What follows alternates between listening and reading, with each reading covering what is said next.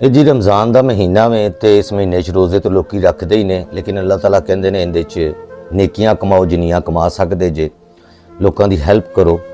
अगर तुहानू रब ने पैसा दिता इस काबल किया तो लोगों की जरूर मदद करो। एक तो होंदे ने प्रोफैशनल सड़कों ते मंगण वाले जिहड़े सारा साल ही मंगते, उन्होंने तो बिजनेस है और उन्होंने लोग हेल्प भी करते हैं। असल हेल्प करनी होंदी है सफेद पोश लोगों की जिहड़े मंग नहीं सकते हैगे। वो तुहाडे हमसाए भी हो सकते हैं, तुहाडे रिश्तेदारां विचों भी कोई हो सकता है, तुहाडे दोस्तां विचों भी कोई हो सकता है। उन्होंने जरूर हेल्प करो, मदद करो, उन्होंने जरूरियात को पूरा करो।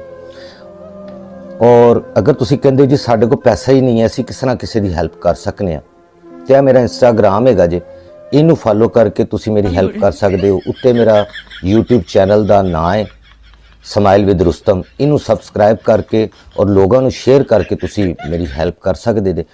इनका अजर भी तुहानू रब